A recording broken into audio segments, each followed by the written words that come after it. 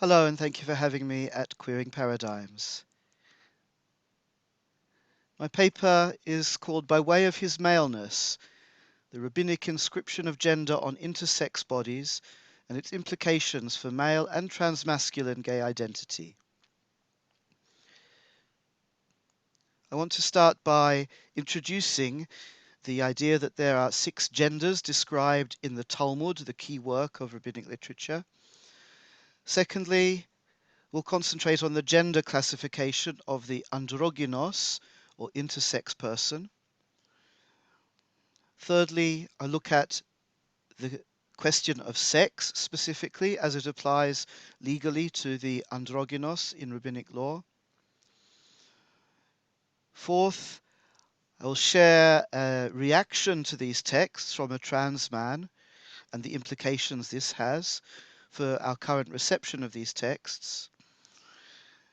Fifth, I will analyze the term zachrut or maleness.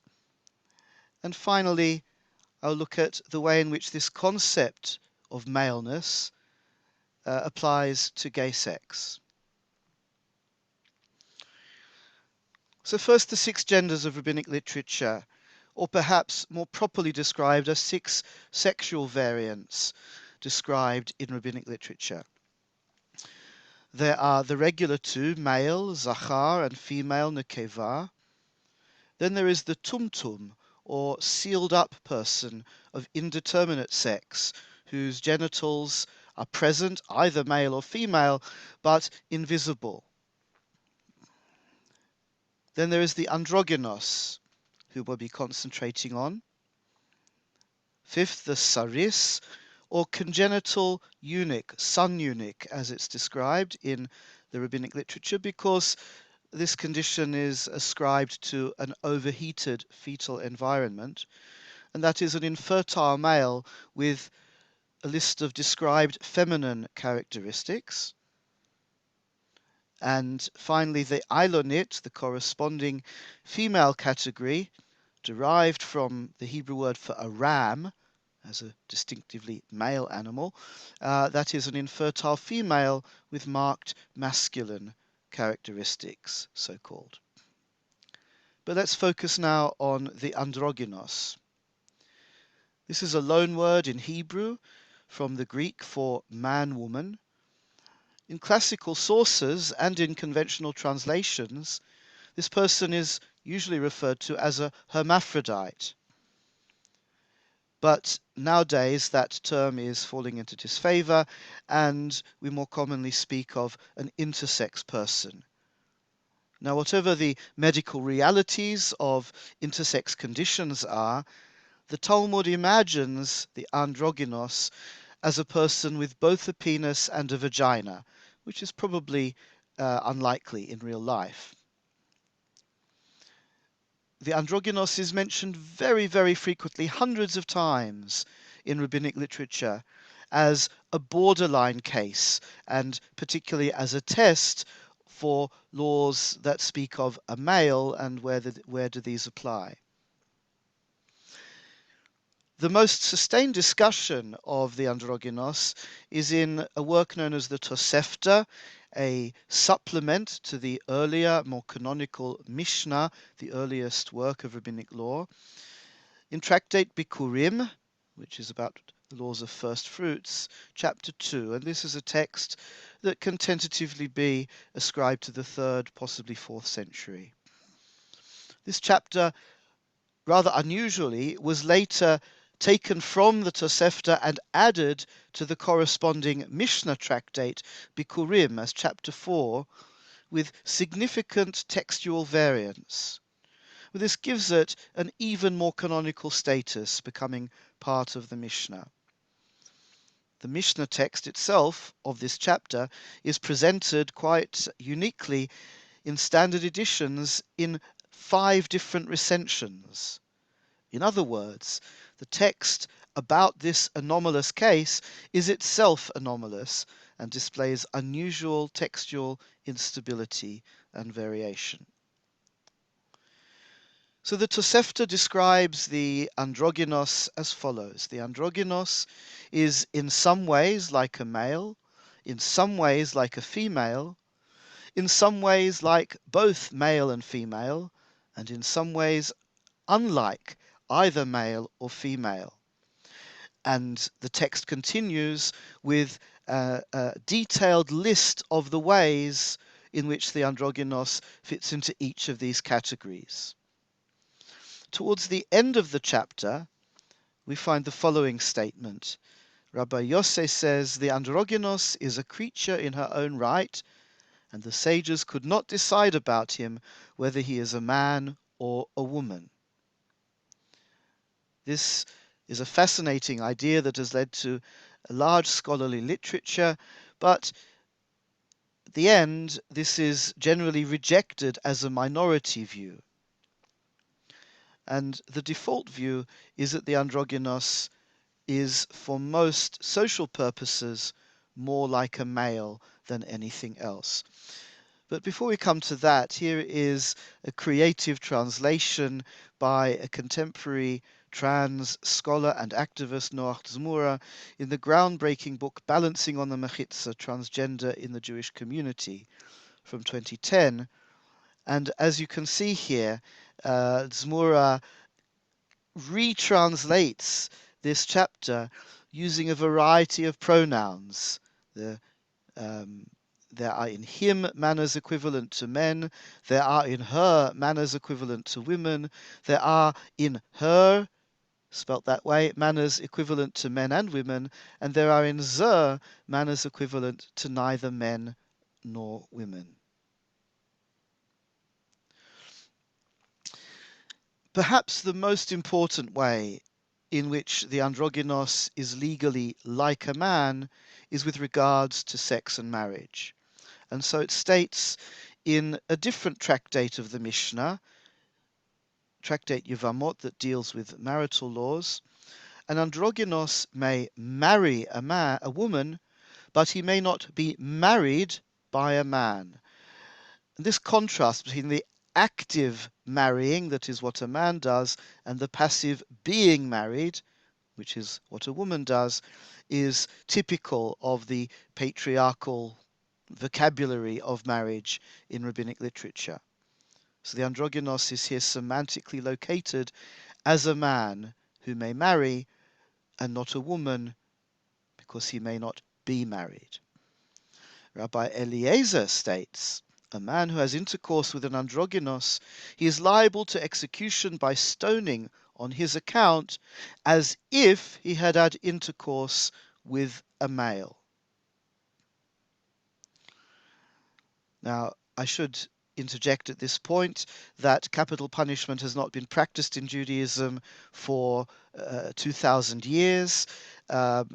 Sometime in the early 1st century of the Common Era, the Romans took that power away from the Jewish authorities in Jerusalem and reserved it to themselves. And later on in the Mishnah, we find the rabbis discussing the death penalty and many of the most revered rabbinic figures saying that they aren't in favor of it, even in principle, and that they would ensure that the laws of evidence would not allow anybody ever to be executed. But it's still used as a test, as a gauge of the severity of various offences.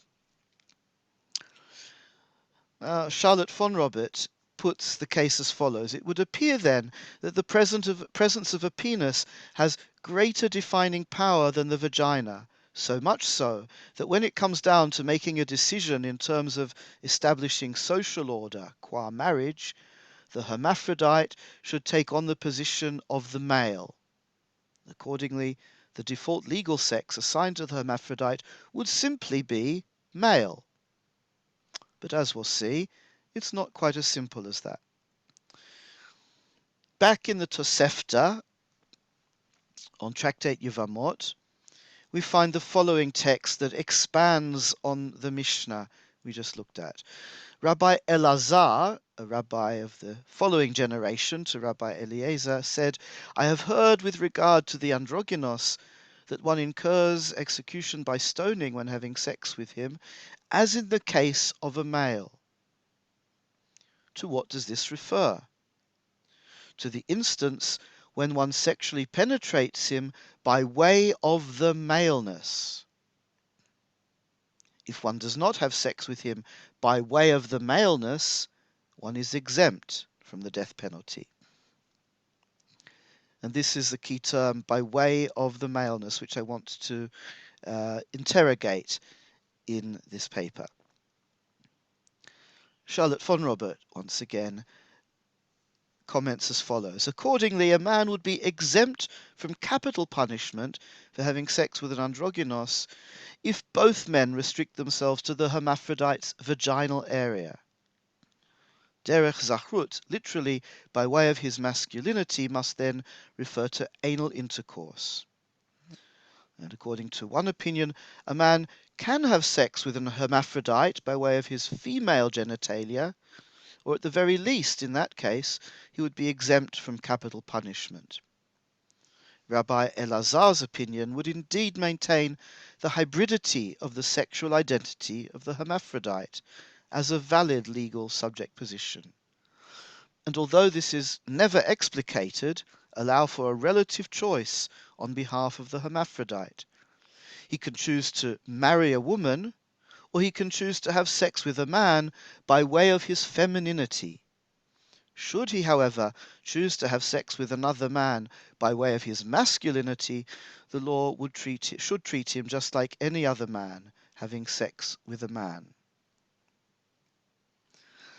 Now we're going to turn to the discussion of these texts in the Babylonian Talmud from the period from the 3rd century onwards.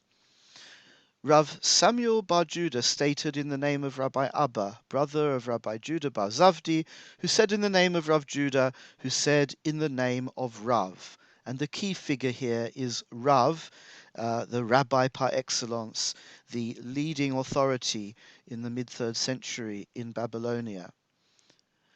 With regard to an androgynous, says Rav, one is liable to stoning on his account for intercourse from two places. That is either vaginal or anal penetration. They, the other rabbis, objected to this based on the following. Rabbi Eliezer said in the Mishnah, with regard to an androgynous, one is liable to stoning on his account as with a male. In what case is this statement said? If one had intercourse with him in his maleness, that is anally. But if one had intercourse with him in his femaleness, benakvut shelo, that is in his vagina, he is exempt. So we have here two distinct opinions. One that says that the capital offence is only for anal intercourse with the androgynous, as one would with any other man. And then there is a minority opinion of Rav that says that any sex between a man and an androgynous is effectively homosexuality and a capital offence. The passage continues. Rav stated his opinion not of his own accord, but in accordance with the opinion of an earlier authority called a Tana, as it is taught. Rabbi Simai says, with regard to an androgynous, one is liable to stoning on his account for intercourse from two places. What is the reasoning of Rabbi Simai? Rava, who is a 4th century Babylonian sage, said, Bar Hamadure explained the matter to me based on the verse from Leviticus 18:22, which I've translated here quite literally, and with a male you shall not lie the lyings of a woman. Of course, it continues, it is an abomination, but we're not concerned with that phrase here. We are concerned with the phrase mishkavei isha, the lyings of a woman, which is a strange plural formation. So the Talmud analyzes this. What kind of male has two manners of lying to be equivalent to the lyings of a woman? In other words, what kind of man has both a vagina and an anus, two penetrable orifices? You must say that this is an androgynous. So now we have the situation that according to one opinion, the verse in Leviticus, which we have always thought of as prohibiting male-to-male anal intercourse, is in fact, at least on the surface, prohibiting male to androgynous intercourse. But the other rabbis, it continues, who disagree with Rabbi Simai and say that the only capital offense is anal intercourse, how would they explain mishkavei isha, the plural lyings of a woman?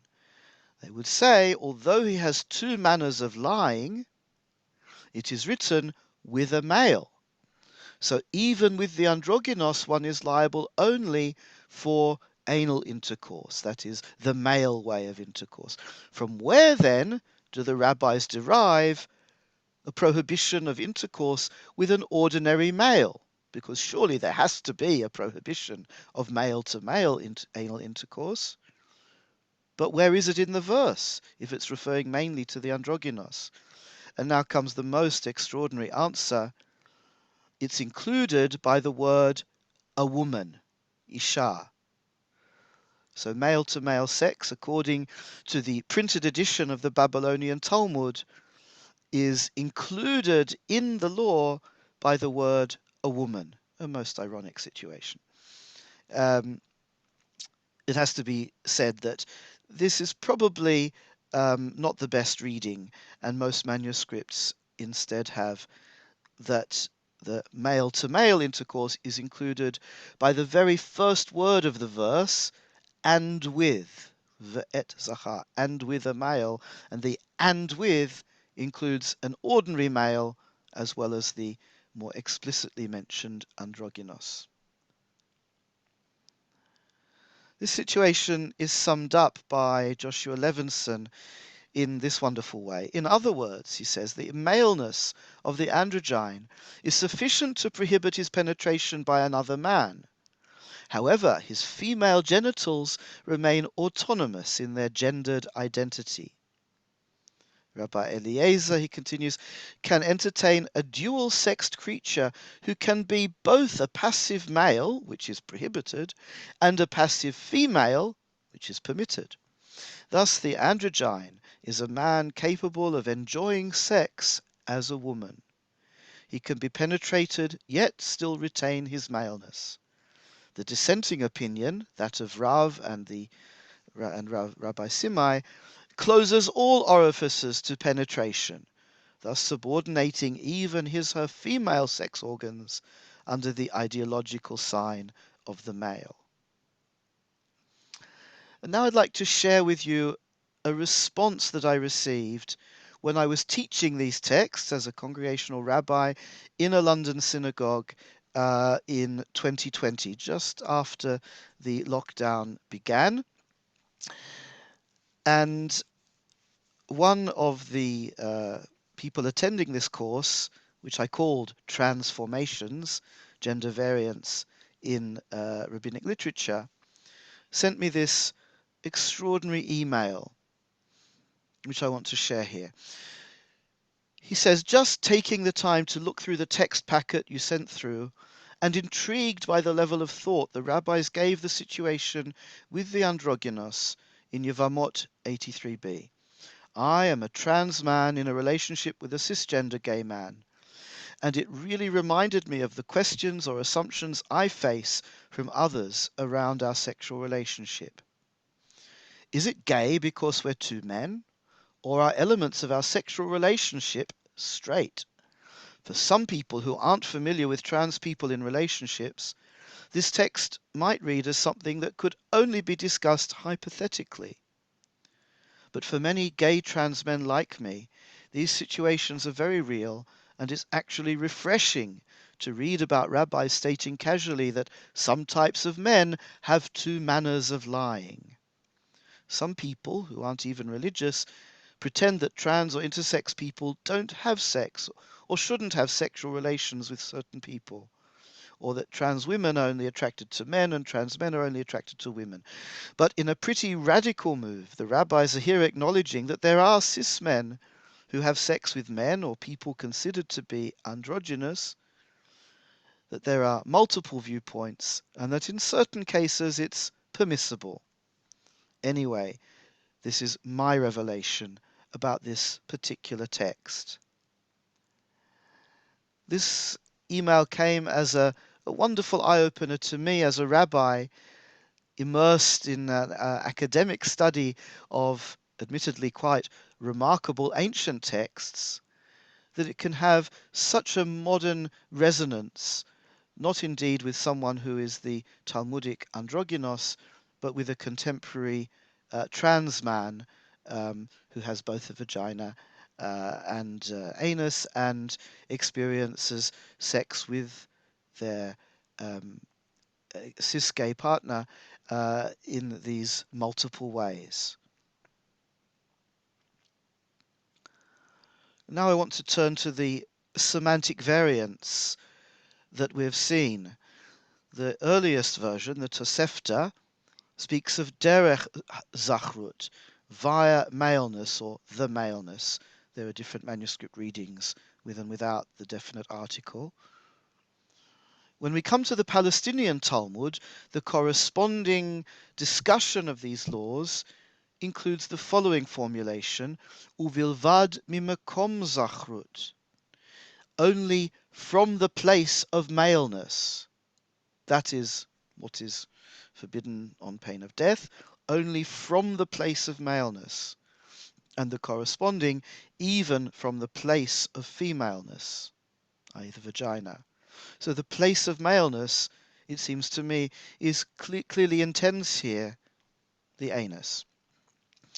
And then we've seen in the Babylonian Talmud, the text we've looked at, the phrase b'zachrut shelo, in his maleness, where the maleness is not just some abstract maleness, but zachrut shelo, his maleness specifically.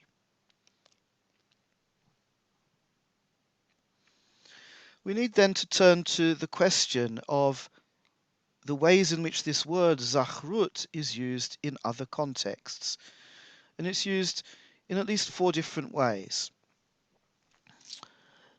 The first way is that it simply means penis, the maleness, the male organ. And there are a number of examples here which I'm not going to rehearse in detail. The second category of usage, zachrut, refers not to the penis as such, but to a penis-like projection. So the pointed end of an axe head as contrasted with its flat end, or the bony core of an animal's horns or hoofs, or most fascinatingly, that the idea that Ma'akah, the mother of the ancient Judean king Asa, made herself a kind of maleness, kamin zachrut, in other words a dildo, and penetrated herself with it every day. Intriguing. The third category of usages is the abstract quality of being male. So it's used for the androgynous indeed, to describe the male side or aspect or identity of the androgynous. And again, with regard to sacrificial animals, the requirement that certain animals be male. The fourth and most fascinating usage, which brings it closest to our own, is found only in one passage in the Palestinian Talmud.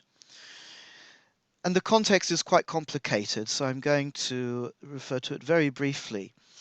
It regards a problem where, in a passage about a virgin bride who is accused of not having been a virgin, the word for girl in that passage occurs several times, spelt without the feminine ending, so that it could be read also as na'ar, a boy.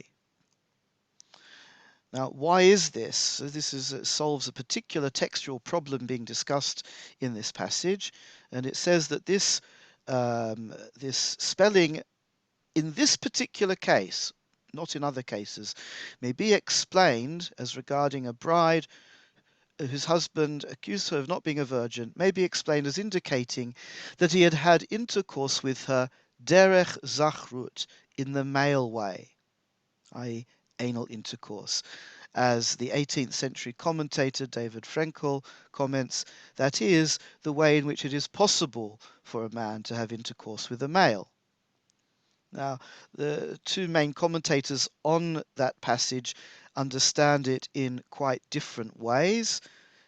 Korban Ha'edah explains it to mean that even if the bride had previously lost her virginity only through anal intercourse, she is still held guilty of not being a virgin and executed by stoning, a most repulsive idea which is much discussed in modern scholarship, but not our topic right now. The Pnei Moshe, the other 18th century commentary, understands it to mean that if the new husband had had only anal intercourse with his bride and then falsely accused her of not being a virgin, he is still held guilty for spreading a false rumor about her and punished accordingly.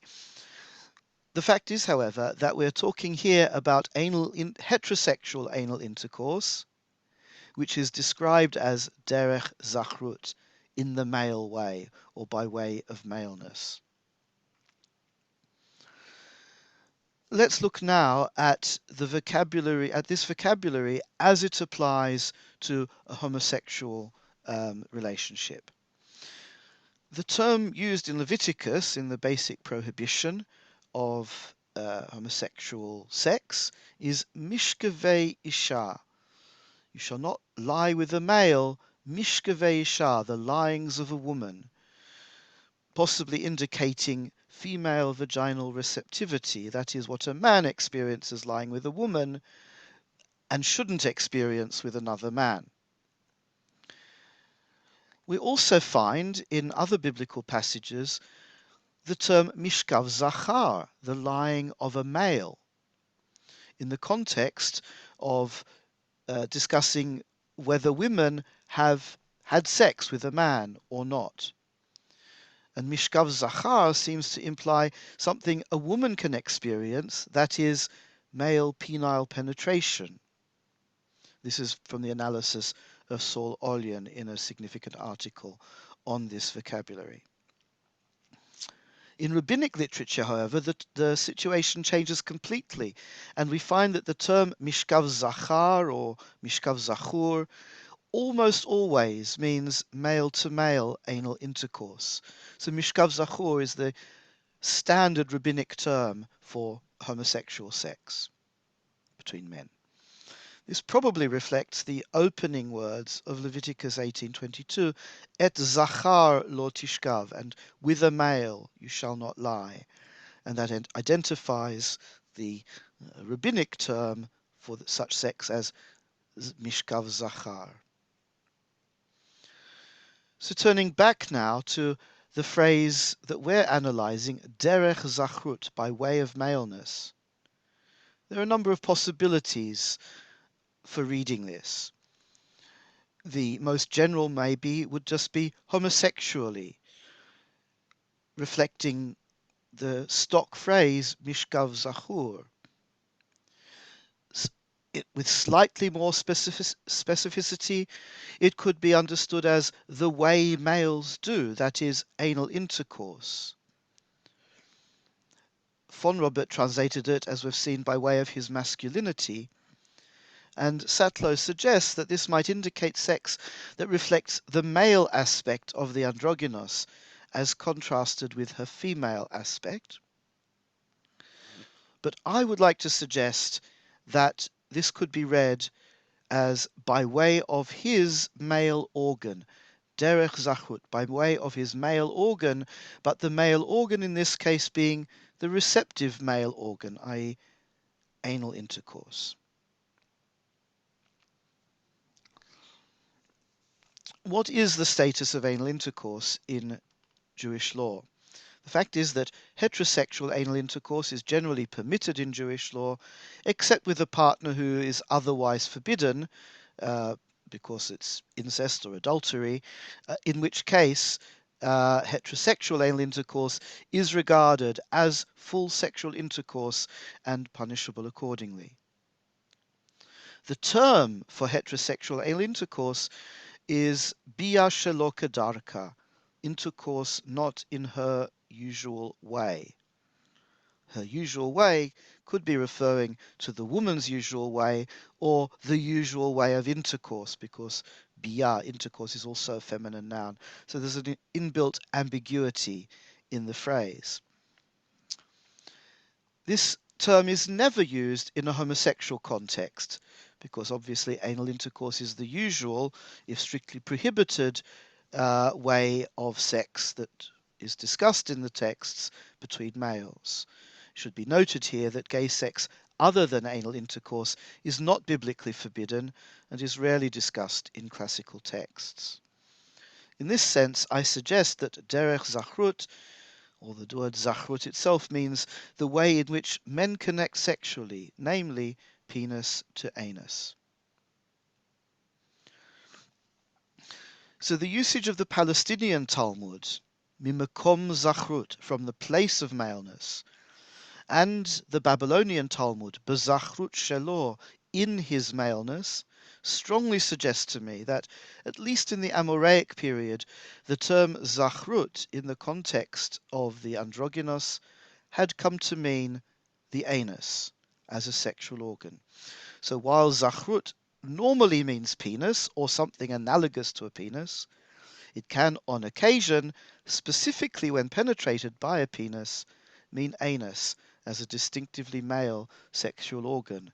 And as we've seen, that can be the case even when that's specifically a heterosexual connection. The usual term for anus in Rabbinic Hebrew is pi tabat, literally mouth of the ring, or the ring-shaped mouth, obviously referring to the anal sphincter. It's used in contexts of cleanliness and the taboo of touching unclean body parts. I would suggest, therefore, that the anus as a sexual organ, as distinct from an excretory one, is called zachrut, the male orifice, as a complement to the other, more obvious zachrut, the male penetrative organ, the penis. So while Leviticus 18:22 and 20:13 referred to male-male intercourse as mishkavei isha, the lyings of a woman, in rabbinic discourse it becomes mishkav zachur, male lying, by way of the zachrut, the maleness, both insertive and receptive. Widening our gaze now, in popular culture from classical times on, the receptive partner in male-to-male anal intercourse has invariably been characterized as passive and as feminine, and we don't have time here to look at all the terms that are and have been used. But even in gay culture today, terms such as boy pussy are current, suggesting an inherent feminizing of the receptive partner. In rabbinic discourse, the androgyne is treated as culturally and socially masculine, but can still have a nekevut, a female organ. But the androgynous, as we've seen, can also have two parts, designated zachrut, male organs.